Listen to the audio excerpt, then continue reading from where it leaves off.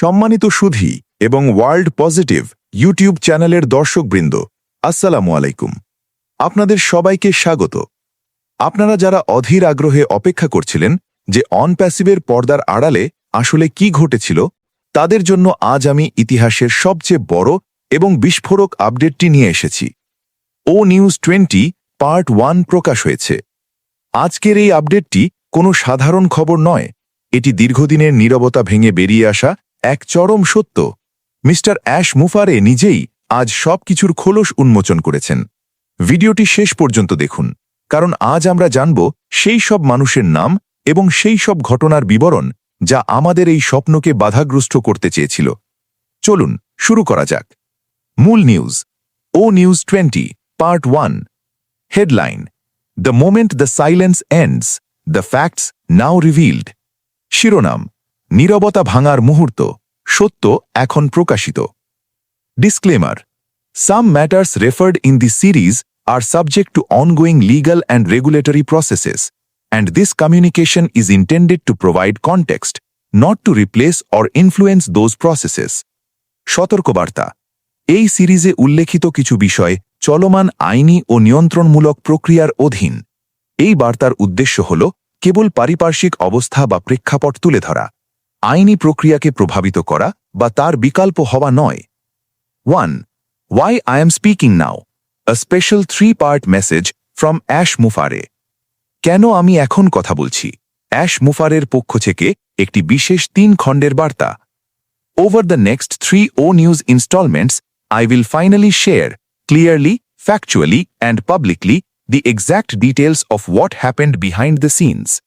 পরবর্তী 3টি ও নিউজ কিস্তির মাধ্যমে আমি অবশেষে অত্যন্ত স্পষ্টভাবে, তথ্যসহ এবং প্রকাশ্যভাবে পর্দার আড়ালে ঠিক কী ঘটেছিল তার বিস্তারিত বিবরণ শেয়ার করব।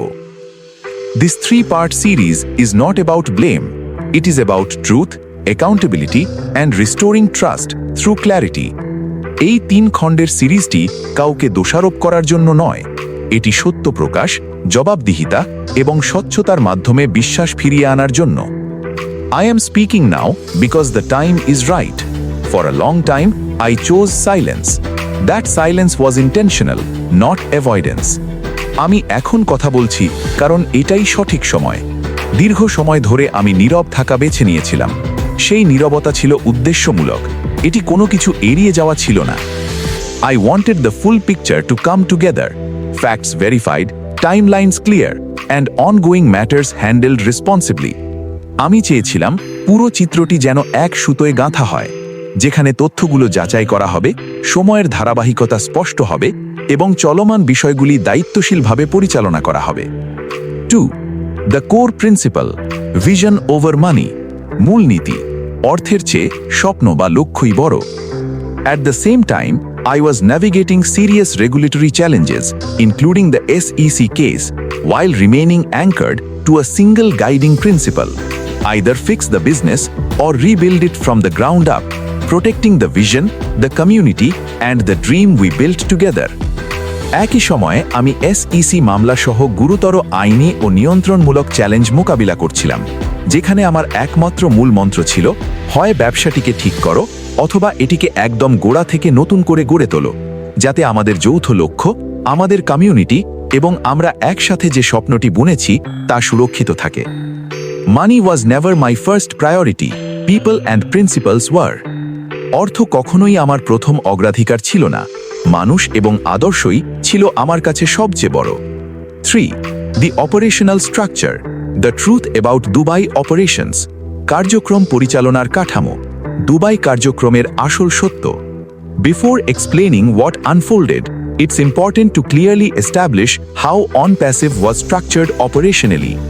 আসলে কি ঘটেছিল তা ব্যাখ্যা করার আগে OnPassive-এর কার্যক্রম কিভাবে সাজানো হয়েছিল তা পরিষ্কারভাবে তুলে ধরা জরুরি। At a strategic point, we centralized global financial operations across multiple countries into Dubai, UAE. একটা সামরিক মুহূর্তে আমরা আমাদের বিভিন্ন দেশে ছড়িয়ে থাকা বিশ্বব্যাপী আর্থিক কার্যক্রমকে সংযুক্ত আরব আমিরাতের দুবাইতে কেন্দ্রীভূত করেছিলাম। 4. Day to day control and ownership, দৈনন্দিন নিয়ন্ত্রণ এবং মালিকানা।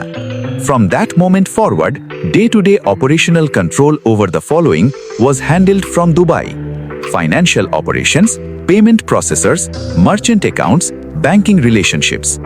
সেই মুহূর্ত থেকে নিম্নলিখিত বিষয়গুলির দৈনন্দিন পরিচালনা দুবাই থেকে নিয়ন্ত্রিত হতো: আর্থিক কার্যক্রম, পেমেন্ট প্রসেসর, মার্চেন্ট অ্যাকাউন্টস এবং ব্যাংকিং সম্পর্ক।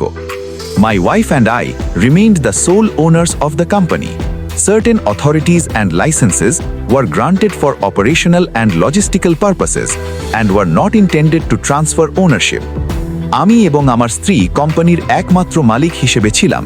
কার্যক্রম এবং লজিস্টিক সুবিধার জন্য নির্দিষ্ট কিছু ক্ষমতা এবং লাইসেন্স প্রদান করা হয়েছিল, যার উদ্দেশ্য মালিকানা হস্তান্তর করা ছিল না। At the time, this structure appeared sound. What followed revealed otherwise. সেই সময়ে এই কাঠামোটি অত্যন্ত শক্তিশালী মনে হয়েছিল, কিন্তু পরবর্তীতে যা ঘটেছিল তা অন্য কিছু প্রকাশ করেছে। 5. Coming up next, the turning point. সামনে যা আসছে, মোড় পরিবর্তনের মুহূর্ত। In the next installment, I will explain what happened when our first major paid application finally launched and why its overwhelming success became the beginning of a much deeper problem. Stay tuned. Part 2 will explain the moment everything changed. Next কিস্তিতে আমি ব্যাখ্যা করব কি ঘটেছিল যখন আমাদের প্রথম বড় পেইড অ্যাপ্লিকেশন, সম্ভবত ও কানেক্ট, অবশেষে চালু হয়েছিল এবং কেন এর অভাবনীয় সাফল্য একটি গভীর সমস্যার শুরু হয়ে দাঁড়িয়েছিল। আমাদের সাথেই থাকুন। পার্ট 2তে জানা যাবে সেই মুহূর্তটি যখন সবকিছু বদলে গিয়েছিল। বন্ধুরা, আজকের এই আপডেটটি আমাদের ফাউন্ডারদের জন্য অত্যন্ত গুরুত্বপূর্ণ। কেন এটি এত বড় বিষয় তা আমি পয়েন্ট আকারে আপনাদের বুঝিয়ে বলছি। 1. নীরবতার পেছনের রহস্য উন্মোচন। অ্যাশ মুফারে এতদিন চুপ ছিলেন কেন? অনেকে তাকে ভুল বুঝেছিলেন, কিন্তু আজ তিনি পরিষ্কার করলেন তার নীরবতা ছিল কৌশলী। তিনি চেয়েছিলেন সব তথ্য যাচাই করে একদম অকাট্য প্রমাণ হাতে নিয়ে আমাদের সামনে আসতে। আইনি লড়াইয়ের কারণে তিনি অনেক কিছু বলতে পারছিলেন না, কিন্তু এখন তিনি মুক্ত। 2.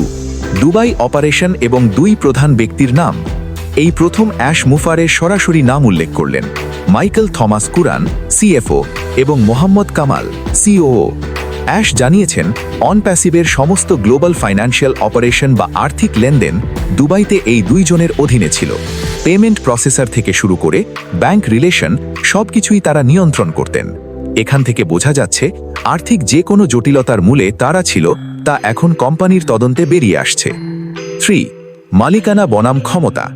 অনেকে হয়তো মনে করেছিলেন দুবাইয়ের অফিস বা ক্ষমতা অন্যের হাতে চলে গেছে। অ্যাশ পরিষ্কার করে দিলেন অনপ্যাসিভের শতভাগ মালিকানা এখনও তার এবং তার স্ত্রীর হাতে। অন্যদের শুধু কাজ করার লাইসেন্স দেওয়া হয়েছিল, মালিকানা নয়। এটি আমাদের মনে আসা অনেক সন্দেহের অবসান ঘটালো। 4. সাফল্যই যখন কাল হলো। সবচেয়ে চমকপ্রদ তথ্য হলো আমাদের প্রথম পেইড অ্যাপ্লিকেশন, সম্ভবত ও কানেক্ট, যখন লঞ্চ হলো এবং ব্যাপক সাফল্য পেল, তখনই সমস্যা শুরু হলো। কেন সাফল্য সমস্যা তৈরি করলো? এর উত্তর হলো লোভ বা ক্ষমতা দখলের চেষ্টা। অ্যাশ ইঙ্গিত দিয়েছেন যে বিপুল পরিমাণ টাকা যখন আসতে শুরু করলো, তখন ভেতরের কাঠামোর দুর্বলতা বা মানুষের বিশ্বাসঘাতকতা বেরিয়ে এলো। 5. সামনে আসছে বড় সত্য। পার্ট 2তে অ্যাশ জানাবেন ঠিক কোন মুহূর্তে এবং কিভাবে সবকিছু ওলটপালট হয়ে গিয়েছিল, অর্থাৎ আমাদের কমিশন বা পেমেন্ট সিস্টেমের পেছনে কারা বাধা হয়ে দাঁড়িয়েছিল এবং কিভাবে তারা কোম্পানির ক্ষতি করতে চেয়েছিল তার বিস্তারিত আমরা জানতে পারব। ভিডিওর শেষ বার্তা। বন্ধুরা, অ্যাশ মুফারের এই সাহসী পদক্ষেপ প্রমাণ করে যে অনপ্যাসিভ এখন আরও শক্তিশালী। যারা আমাদের সাথে বেইমানি করতে চেয়েছিল তাদের মুখোশ উন্মোচন হতে শুরু করেছে। এই 3 খণ্ডের সিরিজের পরবর্তী অংশগুলি আরও রোমাঞ্চকর হবে। আপনারা কোনোভাবেই পার্ট 2 মিস করবেন না।